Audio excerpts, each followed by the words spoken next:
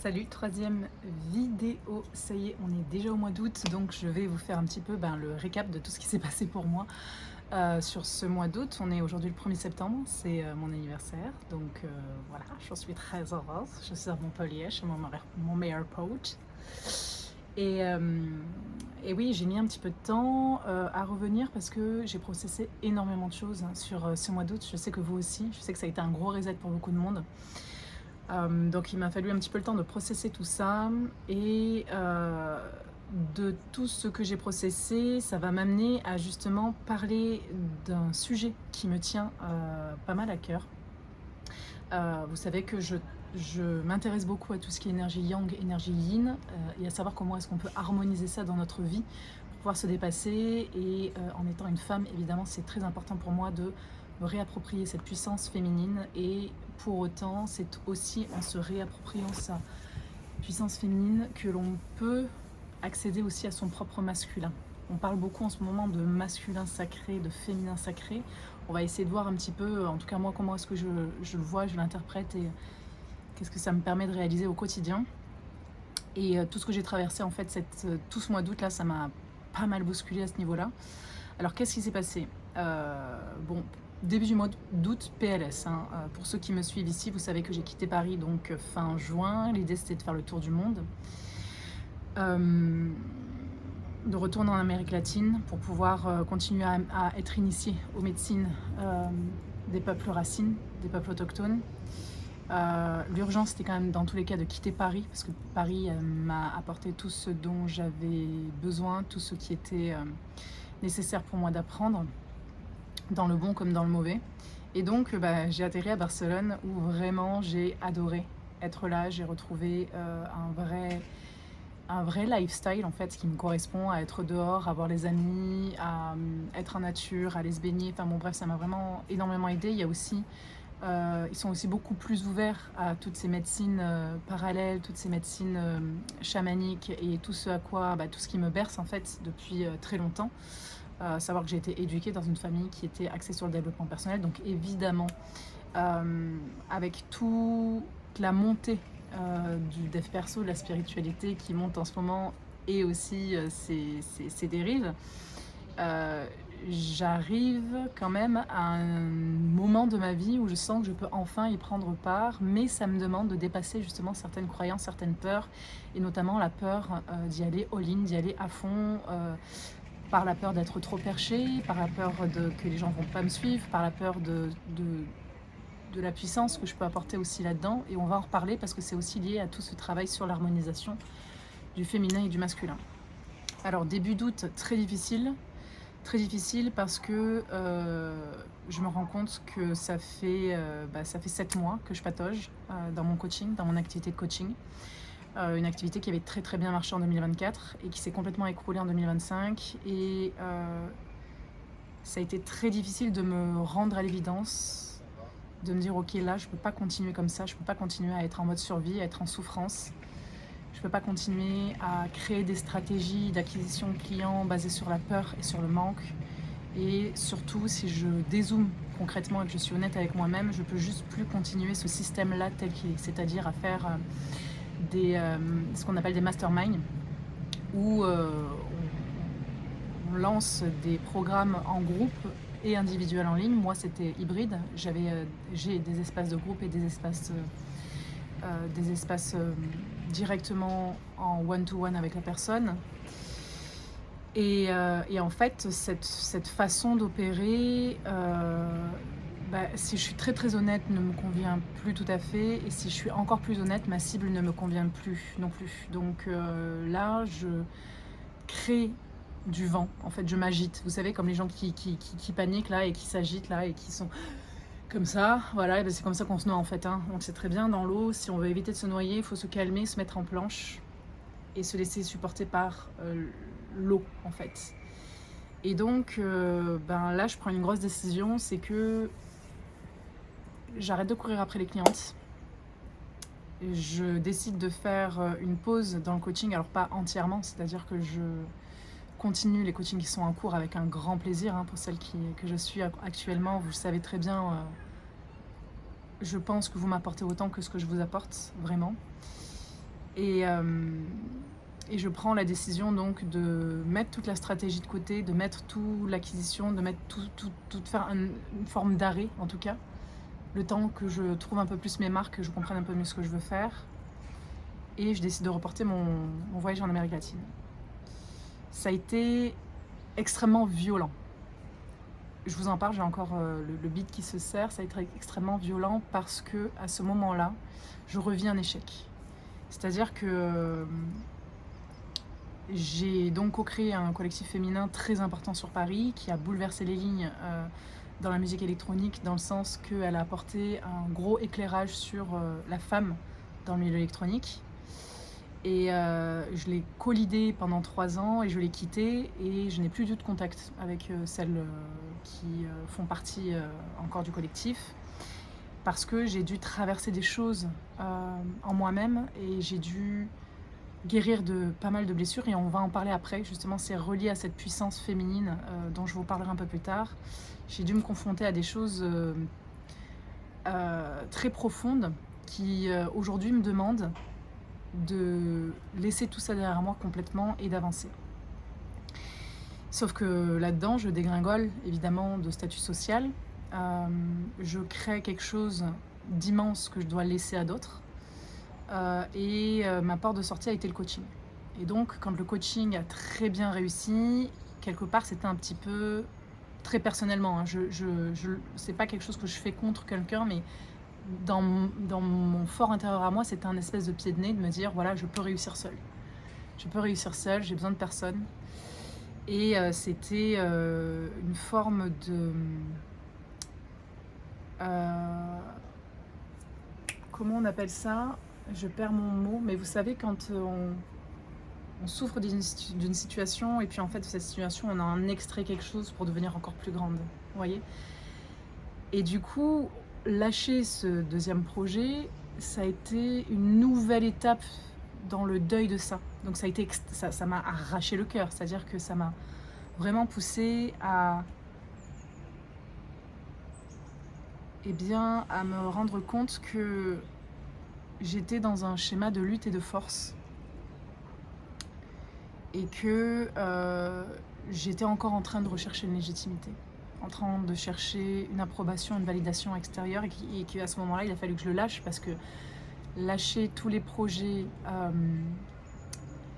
entrepreneurial, freelance, indépendant, intermittent, artistique, tout ça, et aller chercher du taf, parce qu'en fait, là, je suis en insécurité max, et du coup, je n'ai plus l'espace nécessaire pour pouvoir laisser accueillir l'inspiration juste.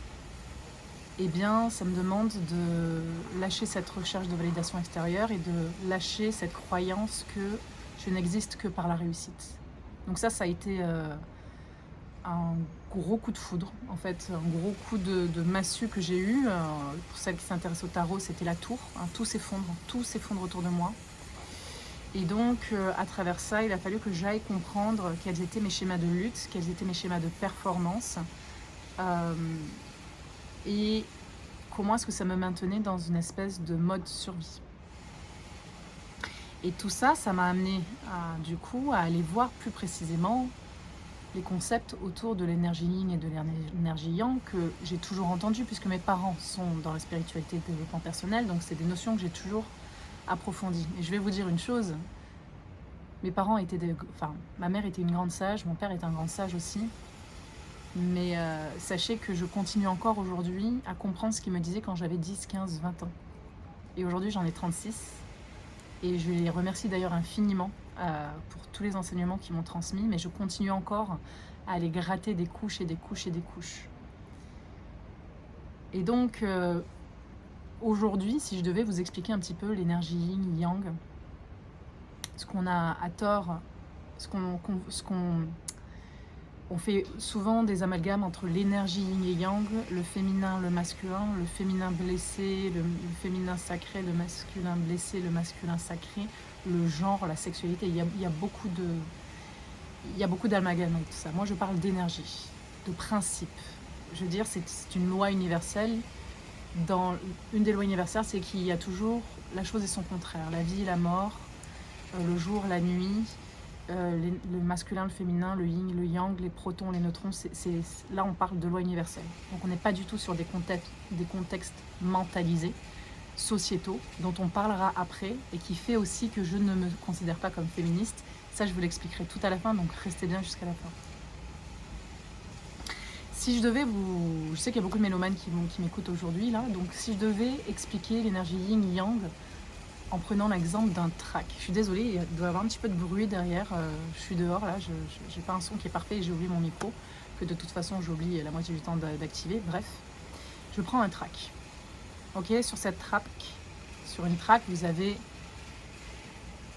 le rythme, vous avez le pied, vous avez la structure rythmique qui saccade, qui donne un temps, qui donne un rythme et qui est linéaire. Ok.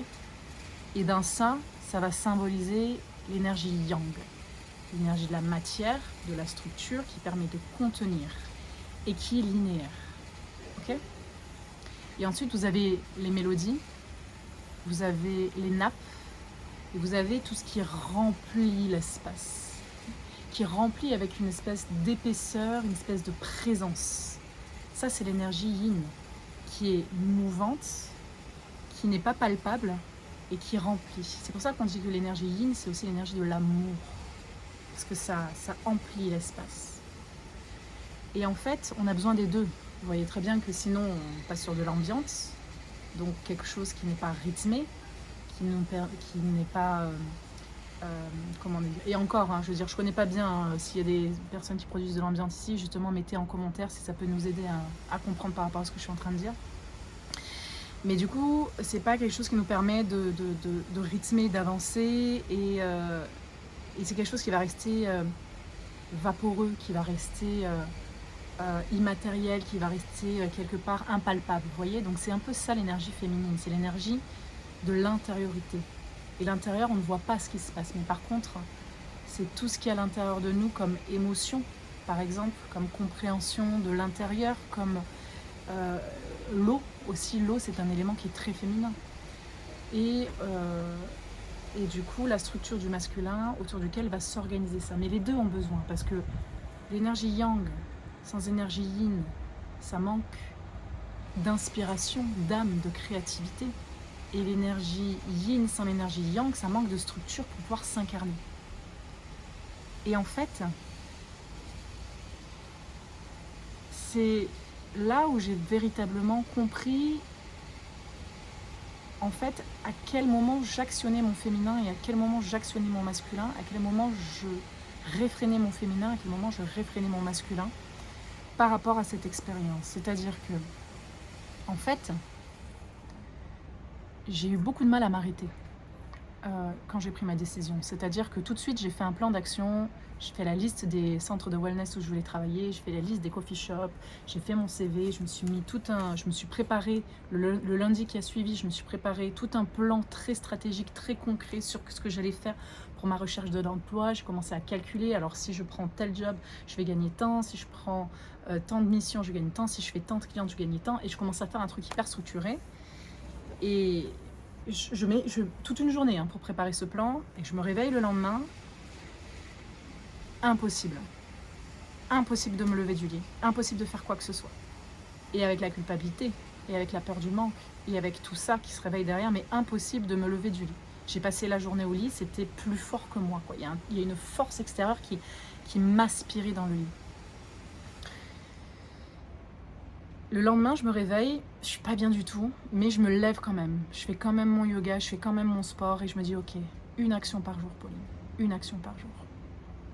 Et je suis pas bien, vraiment. Le surlendemain, je me réveille et vraiment toujours pas bien, mais... Et là, je réalise qu'en fait, pourquoi je suis autant en résistance. Et je réalise pourquoi est-ce que nous, les femmes, qui avons dû être indépendantes, fortes, gérer la barque, pourquoi est-ce qu'aujourd'hui on arrive à saturation de ce fonctionnement, ce fonctionnement hyper saccadé, hyper linéaire, où on se force, où on est dans l'effort, où on est toujours axé résultat, où on est toujours où on est toujours dans la performance, la linéarité, et qu'en plus de ça, quand on n'y arrive pas, on se flagelle sa race, quoi. Vraiment. Et bien en fait, on est des femmes à qui on a appris à être des hommes pour combler un masculin blessé qui n'a pas pris sa place. Encore une fois, c'est aucun jugement quand je dis ça. Parce que quand il y a un féminin blessé, il y a un masculin blessé. Et ça, il faut vraiment s'en rendre compte. Les deux vont ensemble. Et tant que nous, on est dans notre masculin blessé, on agit aussi à travers notre... tant qu'on est dans notre féminin blessé, on agit aussi à travers du masculin blessé. Le masculin qui croit devoir toujours être fort, ne jamais pleurer, jamais montrer ses sentiments. Et en plus de ça, nous sommes cycliques. C'est-à-dire qu'à contrario des hommes qui sont linéaires, nous, on est cycliques. On fonctionne avec notre cycle menstruel, avec le cycle de la nature, avec le cycle... On passe par différentes phases tout au long de la journée, tout au long des semaines et tout au long des mois. Donc il est impossible pour nous de garder la même cadence. C'est contre nature et c'est contre-productif. Et ça nous épuise, ça nous vide de notre substance et ça nous enlève notre vrai féminin sacré, notre vraie féminité, qui, elle, est pourtant porteuse d'abondance. Et donc, à un moment donné, quand on sature, on n'a plus envie de faire. On n'a plus envie de faire, on n'a plus envie de donner, parce qu'en fait, on a l'impression que quoi qu'on fasse, ça ne fonctionne pas. Parce qu'on agit à travers d'un espace de manque et non d'un espace d'abondance, qui est l'espace du féminin, logiquement. Et en fait, on croit que si ça ne fonctionne pas, c'est parce qu'on n'est pas assez. Pas assez bonne, pas assez préparée, pas assez technique, pas assez bien, pas assez tout ça. Vraiment, c'est un truc... on s'empoisonne avec ces pensées-là. Et c'est aussi une erreur que j'ai vue dans mon programme, parce que donc, la force de ce que j'enseigne, la force de ce que je transmets, c'est de reconnecter à cette vision profonde, à cette essence profonde, et donc, sans le savoir, à ce féminin profond qui est là pour inspirer, créer et rêver et s'expanser à travers de cet amour-là. La première phase, une des exercices de la première phase, c'est de faire sa morning routine. Rien que le mot routine, ça les met en PLS. Donc j'ai dû changer le mot routine. J'ai dû proposer le mot rituel. Parce qu'un rituel, c'est un temps qu'on prend pour soi-même, pour se nourrir de l'intérieur, pour pouvoir ancrer dans la matière ce qui nous inspire à l'intérieur. Alors que routine, ça a tout à fait un autre impact sur le cerveau. Pour moi, ça veut dire la même chose. Pour moi, une routine, c'est ce qui me permet de me créer un cadre sécurisant dans lequel le féminin peut s'expanser, en fait. Et en fait, en ayant toute cette compréhension-là de l'énergie féminine, de l'énergie masculine qui était en train d'être en dualité à l'intérieur de moi, parce que je n'écoutais pas profondément mon besoin féminin, qui est de aussi me laisser porter par la vie, de retrouver confiance, de me dire que j'étais assez avec ce que je faisais déjà, et c'est ce que j'avais commencé à faire, en disant ok, une action par jour. Avec une action par jour, simple, tu peux trouver du travail. Tu n'es pas obligé de t'agiter dans tous les sens.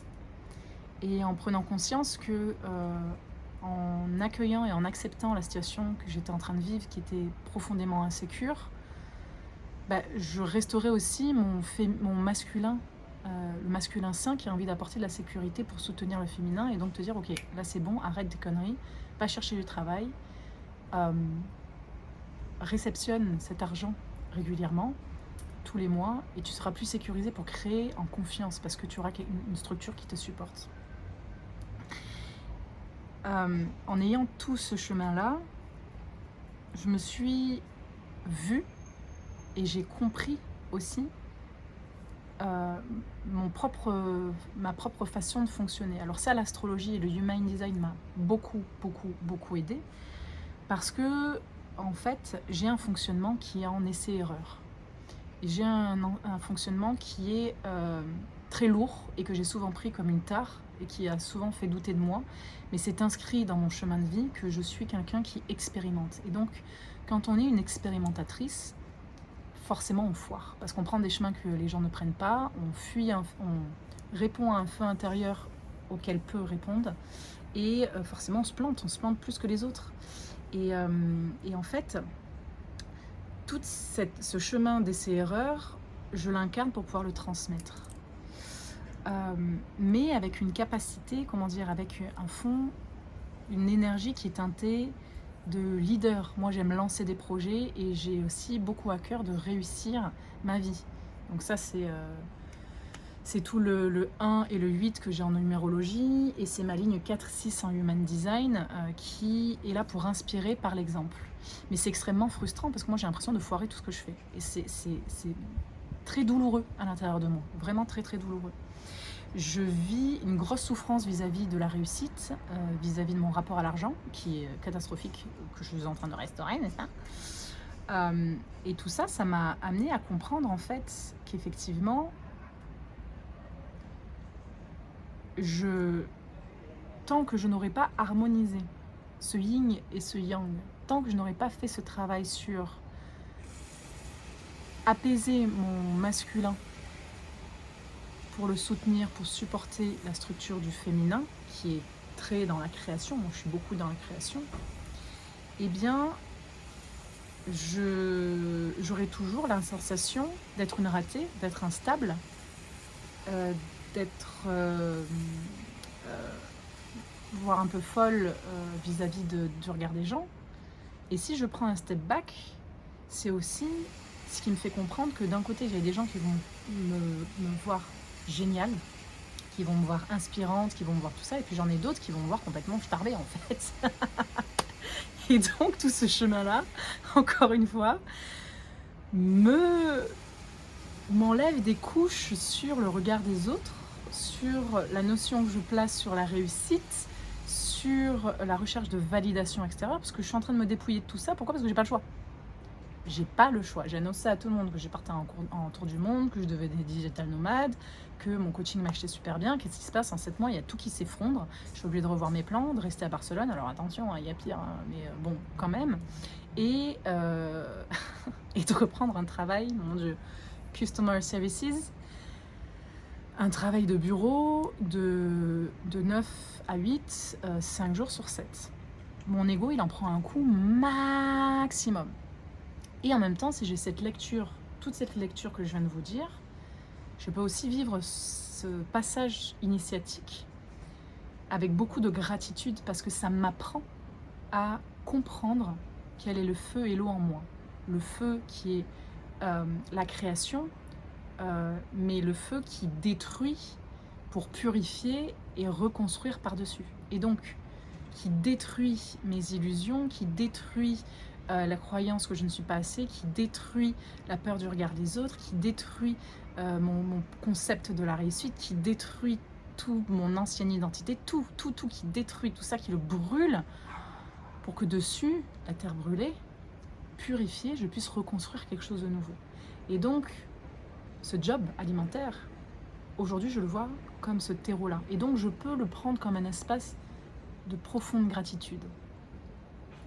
Et l'eau qui est l'émotion, qui est l'impalpable, qui est l'inaccessible, qui est l'inattrapable, et qui est en même temps une force de purification, une force d'amour et une force de transmission immense, qui est mon principe féminin, qui va pouvoir être contenu dans ce yin, là, dans cette nouvelle structure.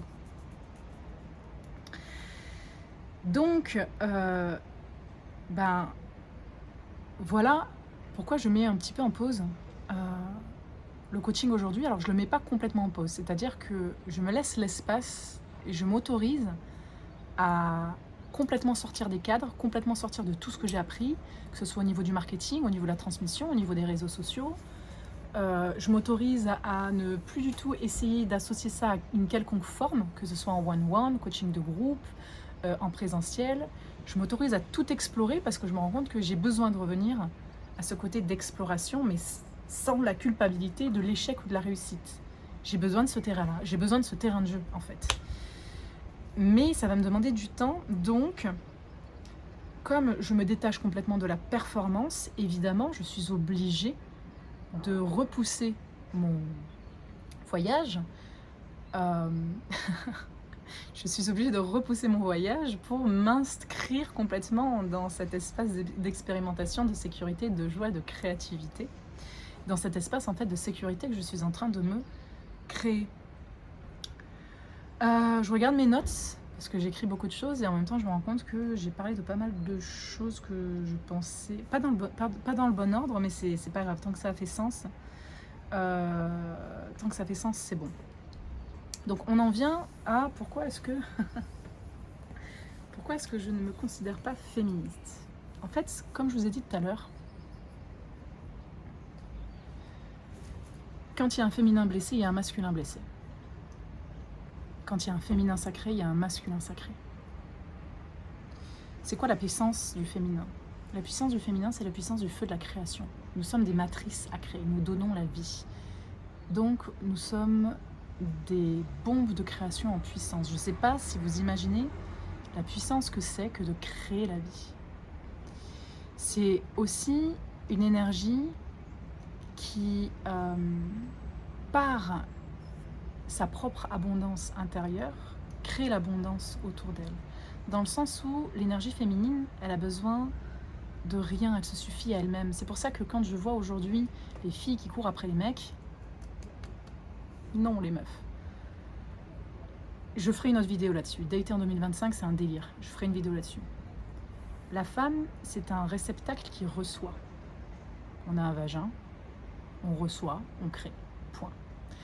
Elle reçoit quoi? Elle reçoit ce que la vie a à nous donner de plus beau. L'amour, la paix, l'harmonie, la sérénité. Mais elle est capable d'avoir tout ça parce qu'elle est aussi capable d'aller affronter ses peurs. Elle est aussi capable d'aller connecter avec son feu intérieur pour brûler et alchimiser, ce que je vous disais tout à l'heure. Elle est capable d'accueillir ses émotions et de les transcender. Elle est capable de capter les choses autour d'elle. Elle est capable d'être connectée à ce qui se passe au fond d'elle. C'est ce qui la rend puissante. C'est pour ça que les hommes ont peur de nous. Les hommes qui ont beaucoup de mal avec le féminin, qui ont du mal à appréhender ça. C'est pour ça qu'on a été mis sous couvert pendant tant d'années. Parce qu'on est capable de créer des espaces où à la fois on apporte le beau, l'amour, l'harmonie, la sérénité, la paix. Mais parce qu'on est capable justement d'aller transmuter nos peurs, nos croyances, nos démons. Et donc, cette puissance féminine qui est infinie, elle représente l'immatériel, à contrario des puissances masculines qui est finie et qui représente la structure et la forme. Elle est effrayante même pour nous-mêmes.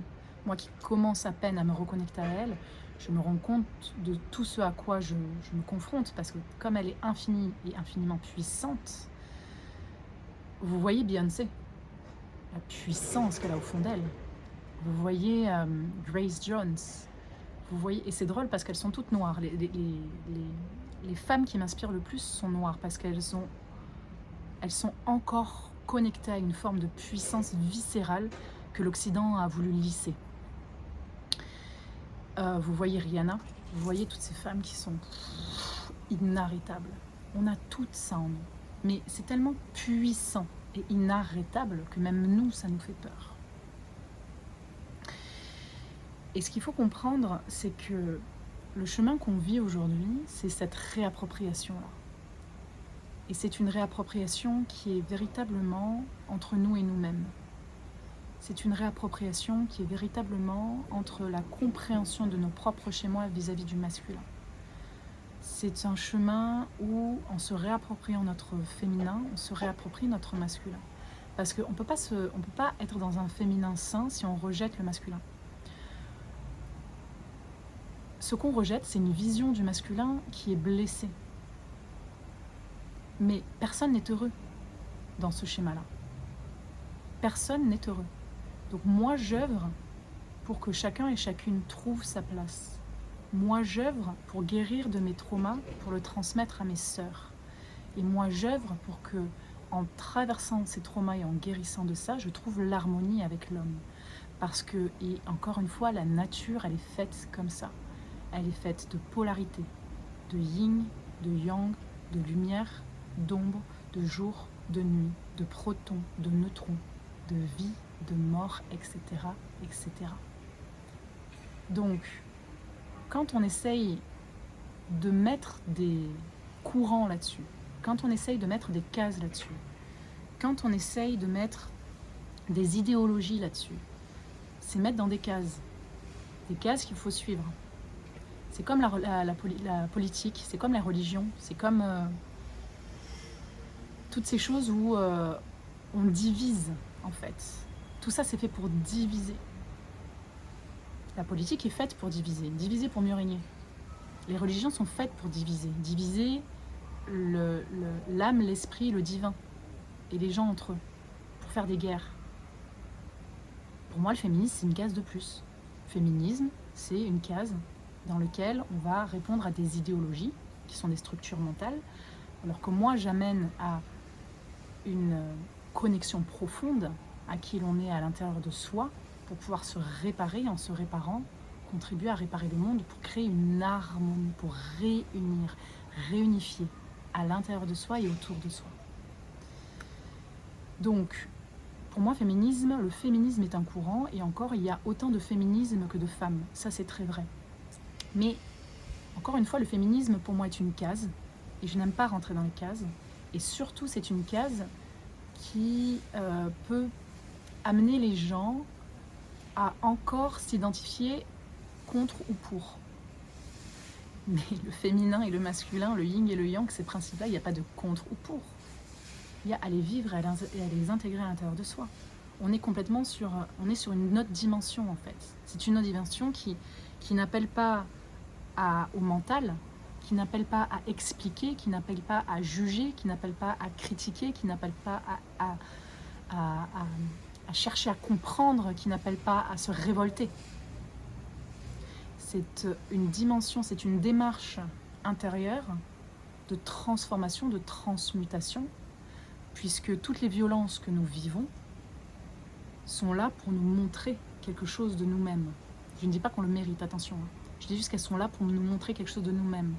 Toutes les épreuves que l'on vit, aussi difficiles soient-elles, sont là pour nous montrer où sont encore nos failles, nos croyances, nos ombres, sont là pour nous montrer encore où est-ce qu'on se sent pas assez, où est-ce qu'on se sent encore incapable, où est-ce qu'on se sent encore trop, où est-ce qu'on se juge encore nous-mêmes.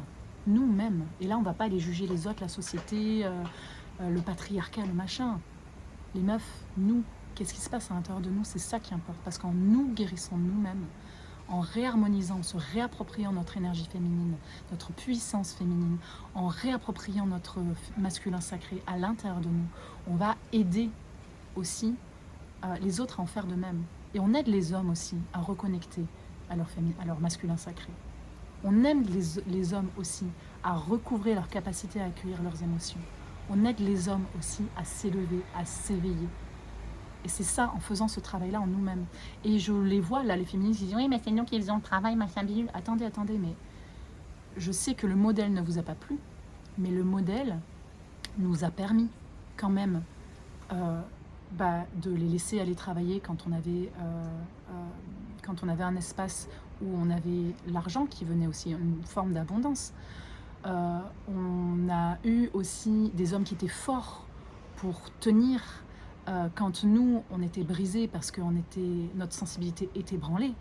On a eu des hommes pour tenir des choses que nous, on n'avait pas le courage de tenir, dans la dureté, dans la force, dans la structure, dans la linéarité justement. À un moment donné, il faut aussi rendre à César ce qui est à César. Je ne dis pas que ça a été fait de la meilleure façon. Je ne dis pas que ça n'a pas été fait au détriment de qui l'on était et de ce qui était bon pour nous. Bon, je suis obligée de reprendre parce que j'ai été coupée, il y a énormément de bruit dehors. Donc ce que je disais, c'est que l'idée, c'est aussi d'aller comprendre ce qu'il y a derrière ce masculin saint et sacré, au-delà des représentations mentales, des structures mentales qui sont encore perpétuées par le fait de croire qu'il y a une séparation entre notre bien-être et le bien-être des hommes.